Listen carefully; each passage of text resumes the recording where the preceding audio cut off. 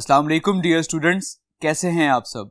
My name is Rayan Malik and I am here to teach you physics class 9th। आज हम solve करेंगे chapter number 5 की exercise. तो आइए चलते हैं बोर्ड की तरफ।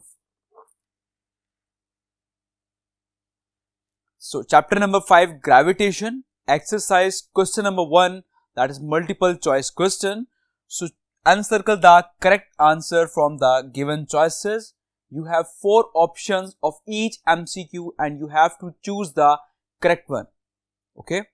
So the first MCQ is Earth gravitational force of attraction vanishes at A 6400 kilometer, B infinity, and C 42,300 kilometer, and D is 1000 kilometer. So earth gravitational force of attraction vanishes at means कि earth की जो gravitational force of attraction है वो कहां पर जाकर खत्म हो जाती है। So as we discuss before कि अर्थ की जो ग्रेविटी है वो अर्थ पर तो उसकी वैल्यू होती है 10 मीटर पर सेकंड स्क्वायर, और सिमिलरली जैसे ही आप अर्थ से ऊपर जाते हैं एक हाइट पर, ग्रेविटी की वैल्यू आहिस्ता आहिस्ता डिक्रीज होती जाती है। नाउ द क्वेश्चन इज कि अर्थ की ग्रेविटी की वैल्यू कब जाकर खत्म हो जाएगी।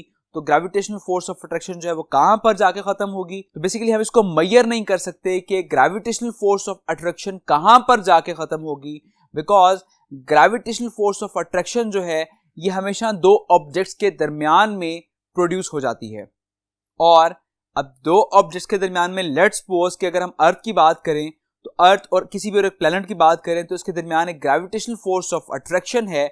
अब लेट्स सपोज कि हम एक हाइट पर चले गए और हमने कहा कि यहाँ पे ग्रेविटी की क्या वैल्यू है, तो नो डाउट वो कुछ कम हो जाएगी लेकिन खत्म नहीं होगी।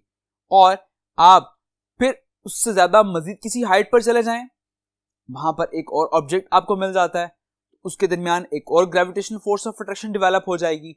सिमिलरली हम ये नहीं बता सकते कि अर्थ की ग्रेविटेशनल फोर्स ऑफ अट्रैक्शन जो है वो कहां पर जाकर खत्म होती है। दैट्स व्हाई हम इसका आंसर मार्क करेंगे infinity. Okay, so the B option is correct which is infinity. Clear. Now the second MCQ, value of g increases with the A increase in mass of the body, B increase in altitude, C decrease in altitude, and D none of the above.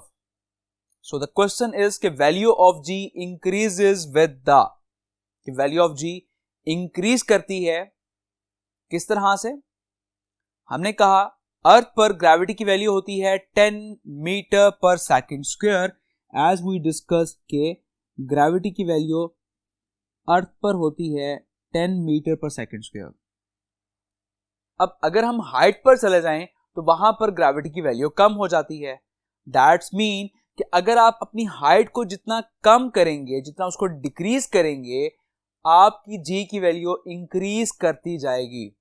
Okay, so that C option is correct which is decrease in altitude. आप altitude को जितना decrease करेंगे उतनी ज्यादा जी की value increase करेगी। So the C option is correct. Clear. Now move to the next MCQ. So MCQ number 3, the value of G at a height of 1 earth radius above the surface of the earth is, अगर हम एक इतनी height पर चले जाएं कि वो जो हाइट है वो इक्वल हो जाए 1 अर्थ रेडियस के, तब G की वैल्यू क्या होगी, उस हाइट पर ग्रेविटी कितनी होगी। तो ये हम डिस्कस कर चुके थे अपने लेक्चर में भी कि फर्स्ट ऑफ ऑल तो हम नोट डाउन करते हैं कि हम हाइट पर ग्रेविटी किस तरह से फाइंड आउट कर सकते हैं।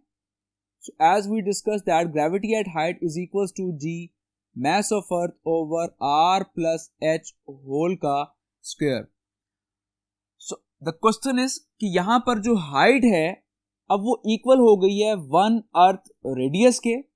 सो अगर हम इस h की जगह पर r पुट कर दें, that is g mass of earth over r plus r whole का स्क्वायर। अब इन सब क्वांटिटीज की वैल्यूज आपको मालूम है, अगर हम वैल्यूज इनमें पुट करके ग्रेविटी एट हाइट की वैल्यू हम अगर निकालेंगे तो वो आ जाएगी 1/4 वैल्यू.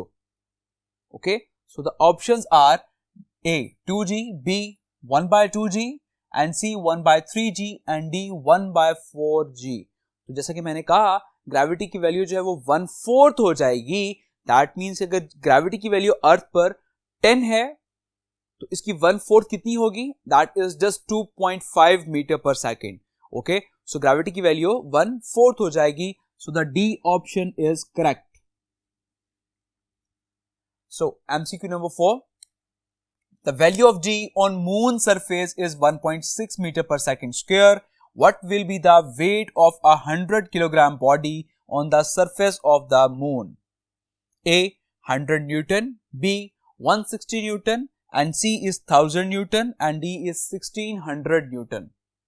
So क्वेश्चन में आपसे कहा गया है कि मून के सरफेस पर ग्रेविटी की वैल्यू हमें दे दी गई है, that is 1.6 metre per second square. Now what will be the weight? आपने इसमें वेट फाइंड करना है कि वेट कितना होगा ऑफ 100 किलोग्राम. मैस भी आपको दे दिया गया है, 100 kilogram body on the surface of moon. अब हमारे पास मैस भी है और हमारे पास ग्रेविटी भी है. So as we know that W is equals to mg. इसमें वैल्यूज पुट करें. मैस है यहां पर 1000 kilogram and the gravity is 1.6 metre per second square.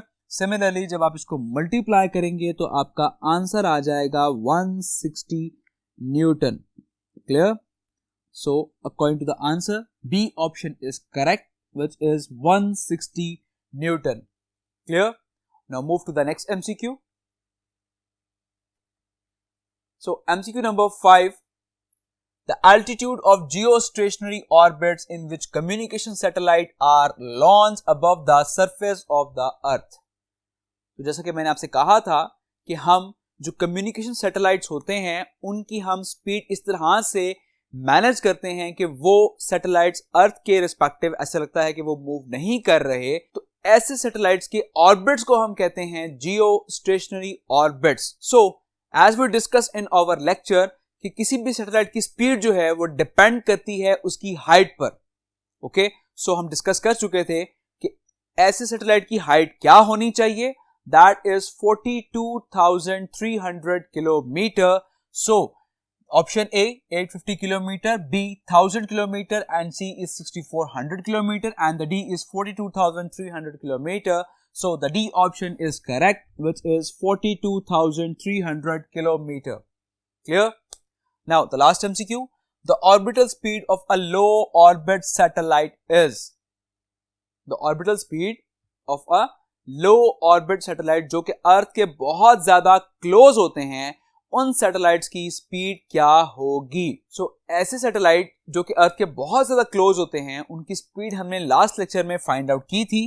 That is V0 is equals to √GR.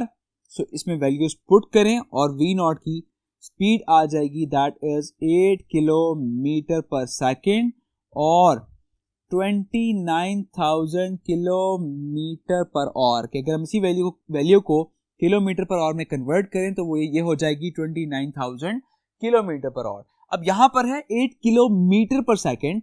So can I write as 8,000 metre per second? Because kilo का जो prefix होता है that is equal to 1000. So it becomes 8,000 meter per second.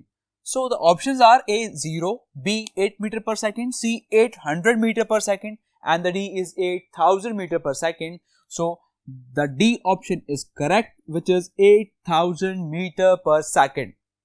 Clear? So I hope ये MCQs आपको clear हो गए होंगे. तो अपना बहुत सारा ख्याल रखिएगा. Take care. अल्लाह हाफिज.